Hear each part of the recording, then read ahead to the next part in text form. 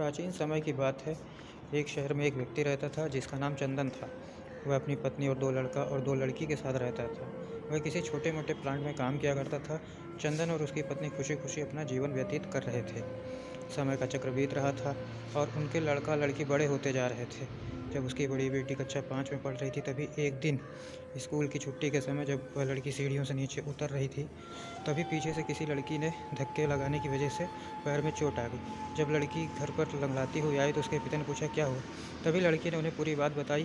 पिता ने सोचा छोटी मोटी चोट है, और यह सोचकर उसने अपनी बेटी से कहा, इसे गर्म पानी से सेंक लो, ठीक हो जाएगा।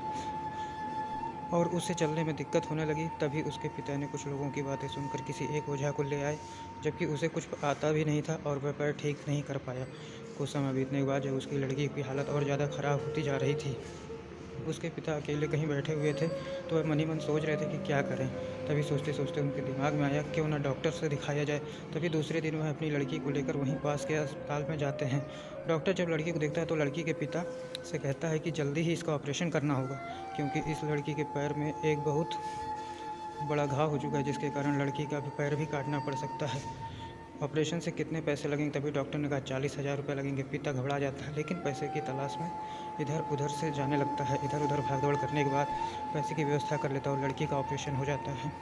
ऑपरेशन के बाद लड़की अपने घर आ जाती है, परंतु लड़की के पैर में कुछ सुधार न होने के कारण पिता चिंतित रहने लगता। साल बीत जाता है तथा पैर में लाख लाख रुपए लगाने के बाद भी लड़की का पैर ठीक नहीं होता, जिस कारण से पूरा परिवार दुखी रहने लगता है। कुछ समय बीतने के बाद लड़की का विवाह हो गया और लड़की के जीवन में खुशहाली आ गई। पिता सोचता है कि अब सब कुछ ठीक हो गया है, संघर्षों का दौर खत्म हो गया, परंतु किस्मत को कुछ और ही मंजूर था। एक दिन जब वह बाजार जा रहा था, तभी पीछे से किसी ट्रक के द्वारा उसका एक्सीडेंट हो गया, जिसके कारण उसके सर पे गंभीर चोट आई और रहा। 1 महीने के बाद ठीक होने पर वह सोचा कि अब कुछ ठीक हो जाएगा। तभी उसकी पत्नी का स्वास्थ्य लगा और वह बीमार पड़ गई। यहाँ वहाँ छोटे डॉक्टरों को दिखाने के बाद तबीयत और बिगड़ गई, जिसके कारण उन्हें वाराणसी के बीएचयू अस्पताल में ले जाना पड़ा। वहाँ जाकर पता चला कि उसकी पत्नी के पेट की गंभीर बीमारी हो गई, परंतु चंदन को यह विश्वास था कि उसकी पत्नी ठीक हो जाएगी, और चंदन इसी विश्वास के साथ अपनी पत्नी को हमेशा वाराणसी के अस्पताल में ले जाने। कुछ समय बीतने के बाद पत्नी की तबीयत में सुधार आने लगा। चंदन सोचा कि अब सब कुछ ठीक हो जाएगा। एक बार जब अपनी पत्नी को वाराणसी के अस्पताल में ले, डॉक्टर ने सभी रिपोर्टों को देखते हुए कहा सब कुछ ठीक है। चंदन बहुत ही खुश हुआ और अपनी पत्नी के साथ वापस शहर आ गया। अगली सुबह सब कुछ ठीक था। चंदन बात करेंगे तभी 11 बजे उसका मित्र आता है और कहता है कि चलो तुम्हारी माँ की तबीयत खराब हो गई है। बड़ा बेटा दौड़ता हुआ